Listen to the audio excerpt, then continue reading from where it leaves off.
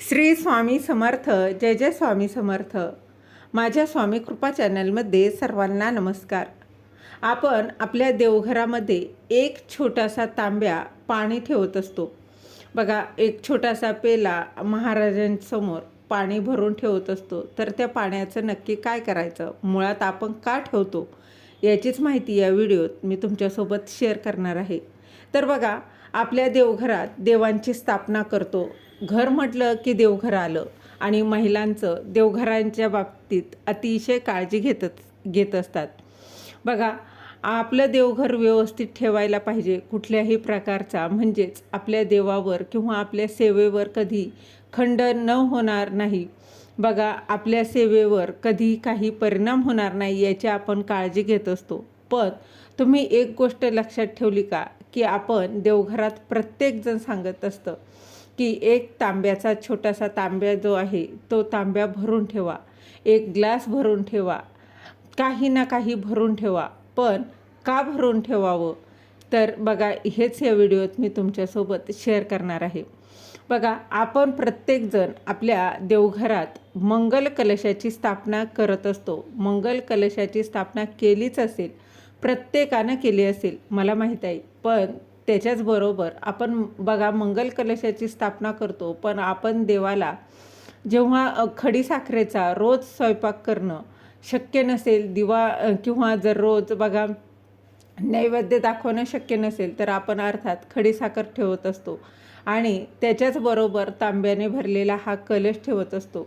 हा जो तांब्याचा कलश आहे तो आपण का ठेवत असतो, काय करायचा, काय कारण आहे. प्रत्येक गोष्टीमध्ये काही ना काही लॉजिक असतं. आपल्याला माहीत आहे की आपलं एक बघा, आपण या सगळ्या 5 तत्वांवर आपण जेव्हा देवपूजा करत असतो ना, तेव्हा 5 तत्व जागृत केले जातात. म्हणजेच जलतत्व, पृथ्वी तत्व, वायू तत्व या सगळ्यांच्या साक्षीने आपण देवपूजा करत असतो. सगळ्यात महत्त्वाचं की माणसाने नेहमी जमिनीवरच असावं. बघा, तुम्ही कधी विचार केला आहे का की देवाला आपण जेव्हा देवाच्या मंदिरात जातो तेव्हा किंवा बघा आपल्या घरातही आपण फरशीवरच का बसतो, म्हणजे फरशीवर आपण एक वस्त्र ठेवतो, त्या वस्त्रावर आपण बसतो. पण का ठेवतो, कारण तेव्हा आपण पृथ्वी तत्वावरच आहे आणि आपले जे देव असतात ते आपल्यापेक्षा वरती असतात. आपण खाली नाही ठेवत, पाटावर चौरंगावर आपण किंवा बघा देवाऱ्यावर आपण ते देवघरात आपण पाटावर ठेवत असतो.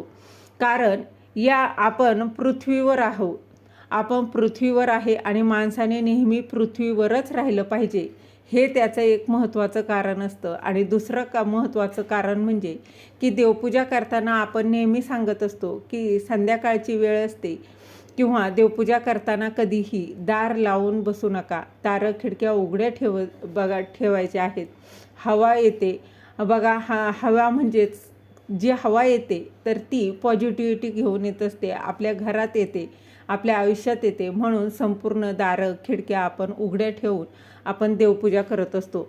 हे झाल्यानंतर सगळ्यात आधी बघा देवपूजा करताना नेहमी दिवा लावायचा असतो. कारण अग्नितत्व हे जे आहे ते बघा 5 तत्वांमध्ये अग्नितत्व जे आहे तर ते आहे त्याच्यातच एक असतं, ते म्हणजे अग्नितत्व. अग्निदेवतेच्या साक्षीने आपल्याला कोणतीही सेवा, कोणताही धर्म, कोणतंही कर्म आपण अग्निदेवतेच्या साक्षीने करत असतो. म्हणून कोणतीही सेवा करताना, देवपूजा करताना एक गोष्ट लक्षात ठेवा, मंत्र, स्तोत्र, आरती तुम्ही म्हणत आहात, पण तिथे आपण दिवा लावला पाहिजे. कारण अग्निदेवतेच्या साक्षीने आपण या सगळ्या सेवा करत असतो. दिवा लावल्यानंतर आपण सगळी देवपूजा करतो. मग त्याच्यात बघा अर्थात मंत्र, स्तोत्र, आरत्या ह्या आल्याच, घरात पॉझिटिव्हिटी येते. त्याच्याचबरोबर आपण एक तांब्याचा भरलेला हा कलश ठेवत असतो. हा कलश आहे बघा, मला तर ह्याचं त्या कलश का ठेवत असतो त्याचं नंतर काय करायचं.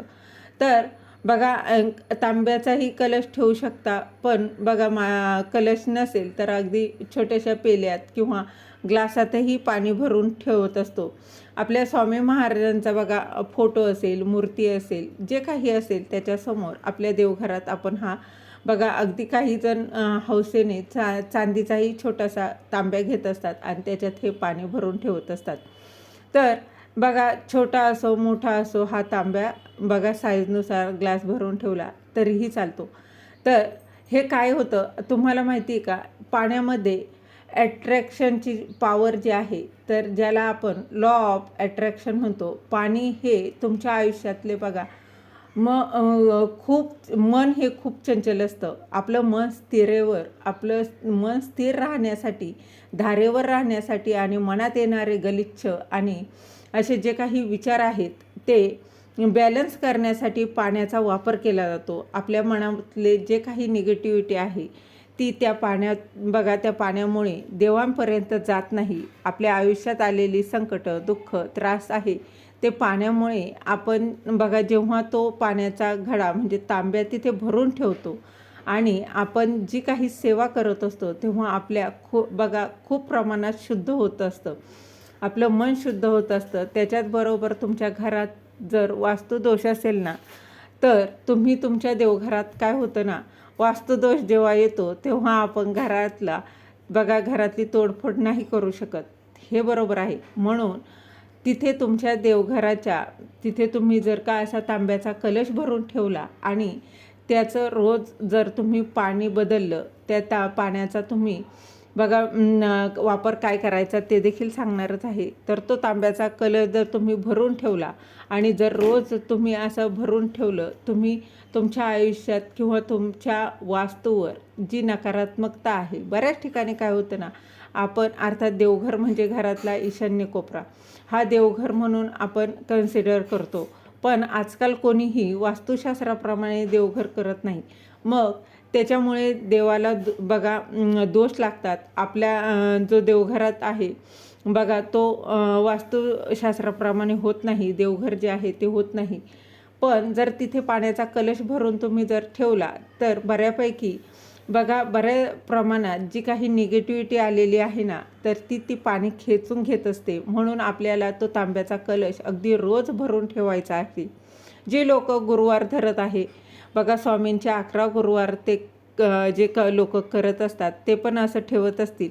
आता सगळ्यात महत्त्वाचं या पाण्याचं करायचं काय, तर लक्षात ठेवा या पाण्याने नकारात्मकता शोषलेली आहे. म्हणजे पाणी वाईट नाही, हे पाणी देवाच्या सानिध्यात तुम्ही ठेवलेलं असतं.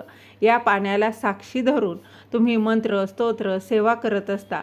तर या पाण्याचं काय करायचं, तर दुसऱ्या दिवशी हे पाणी जे आहे ते खरं तर रोज पाणी बदलायचं असतं. लक्षात ठेवा, एकदा ठेवलं की महिनाभर तसंच ठेवायचं, बदलायचं नाही असं करू नका. रोज तुम्हाला हे बदलायचं आहे.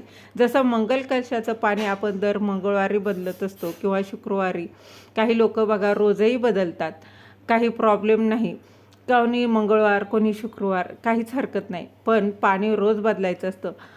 हे पाणी बदलायचं मग काय करायचं, तर हे जुन्या पाण्याचं काय करायचं, तर प्रत्येकानं तुमच्या घरात जर आजारी एखादी व्यक्ती असेल, तापट हट्टी स्वभावाची कोणी मुलं असतील, व्यक्ती असेल, तर त्यांना रोज तुम्ही हे तीर्थ म्हणून द्या. जर पाणी उरलं कारण आता हा छोटासा तांब्या आहे, तर त्या तांब्यातलं सगळ्यांना थोडं थोडं पाणी दिलं, रोज ते तीर्थ म्हणून घेतो. पण घरात कमी मेंबर असतील तर ते पाणी पुरेल.